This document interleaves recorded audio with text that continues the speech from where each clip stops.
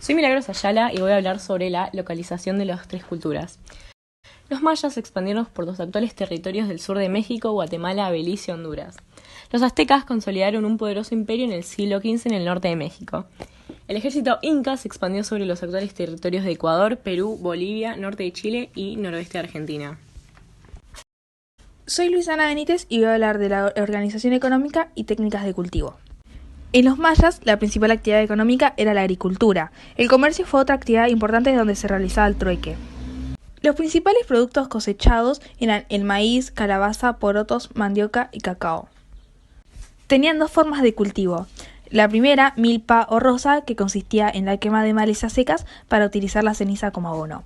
Y en la otra, sistema de terrazas, implicaba la construcción de andenes de cultivo en las laderas de los cerros, y esto permitía que aprovechen el agua. Sobre los aztecas, la principal actividad económica era la agricultura, al igual que la de los mayas. Estaban controladas por el Estado e inventaron el método de chinampas.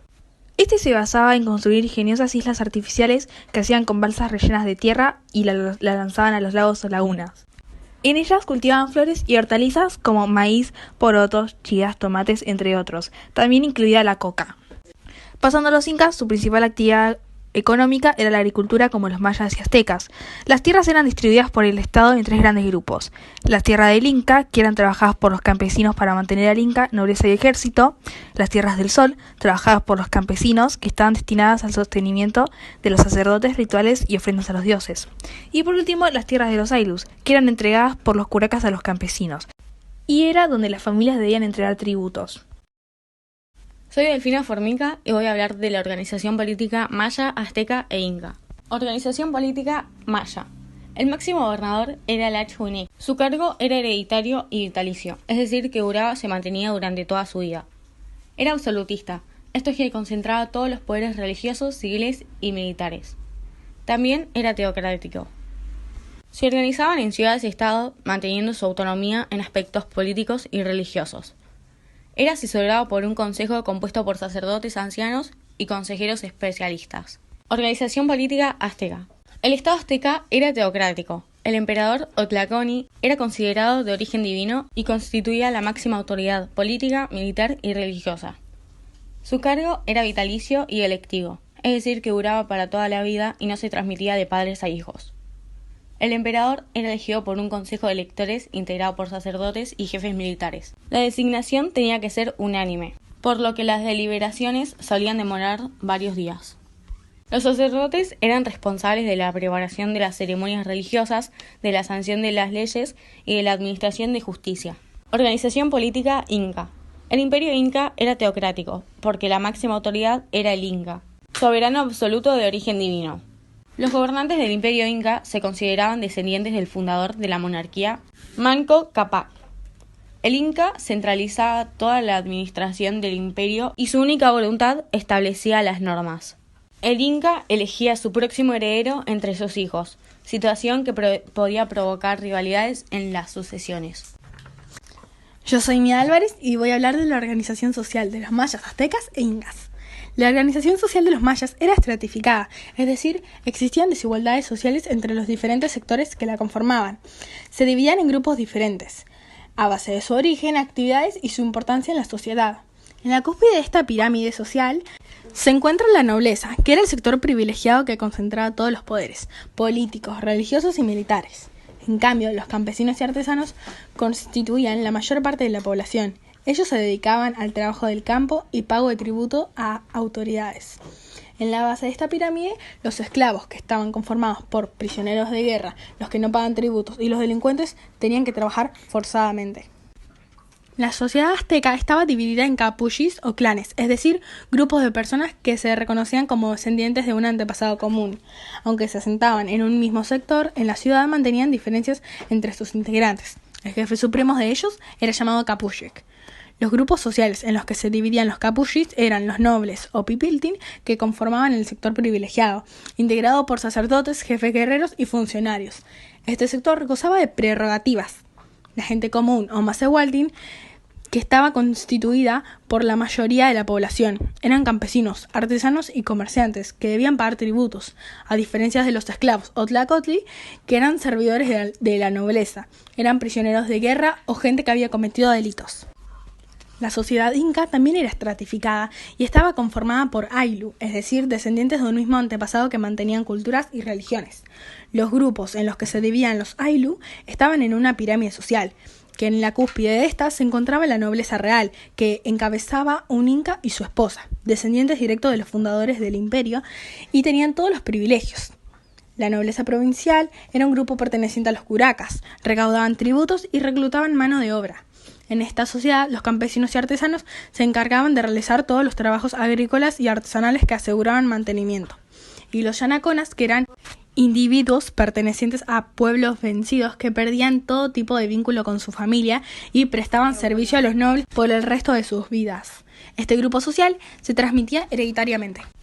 Soy Santina Salazar Miño y voy a presentar la religión maya, azteca e inca. Los mayas eran politeístas. Esto significa que creían en muchos dioses. Los dioses principales eran Itzamna, creador de todo lo que existe sobre la tierra; Kinich, Ahau, dios solar y fuente de vida; Nal, dios del maíz y sustento de la civilización; Likchel, diosa lunar asociada a la fertilidad; y Shum Kimil, dios de la muerte. Las prácticas religiosas influyeron en todos los aspectos de la vida cotidiana maya.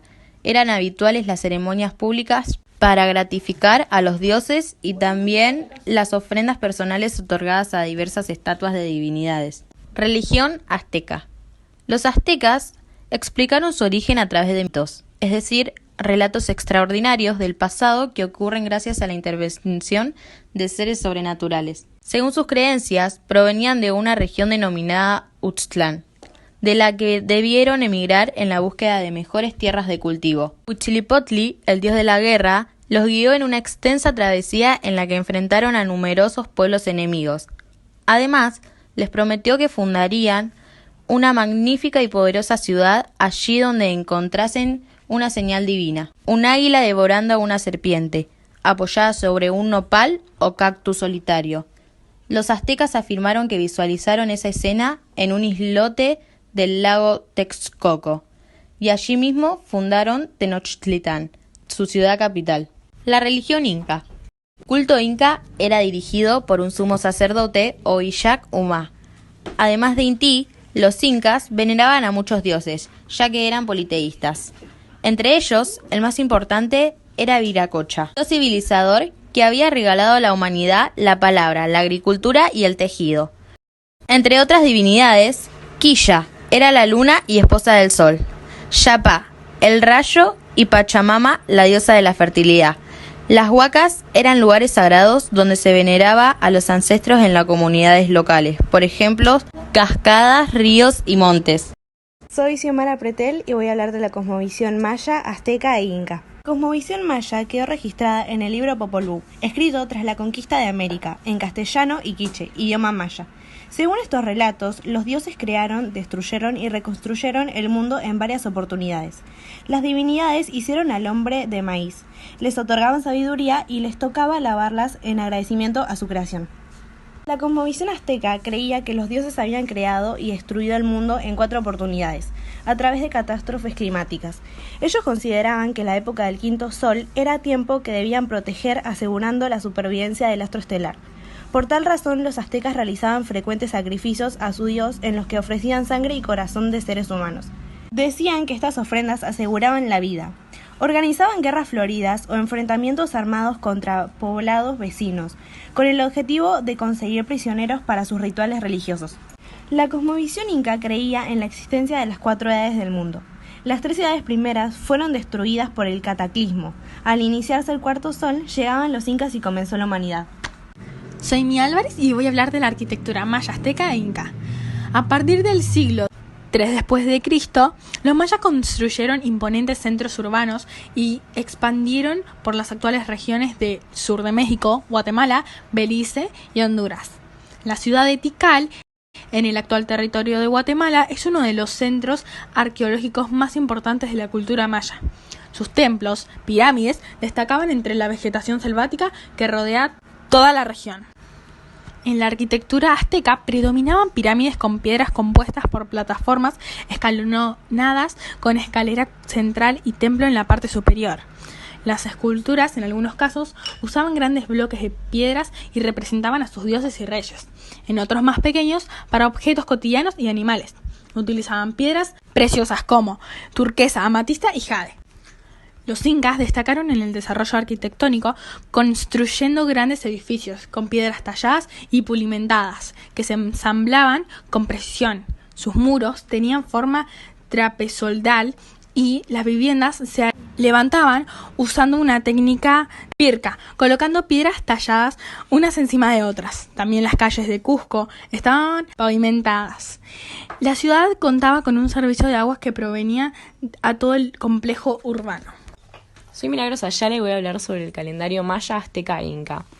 Los mayas tenían dos calendarios, el solar, compuesto por 365 días que regía la vida cotidiana, y el lunar, que estaba compuesto por 260 días y lo usaban para rituales religiosos. Estos calendarios tan precisos fueron hechos gracias a una minuciosa observación astronómica. Los aztecas establecieron un calendario basado en el año solar. Constaba de 18 meses de 20 días cada uno.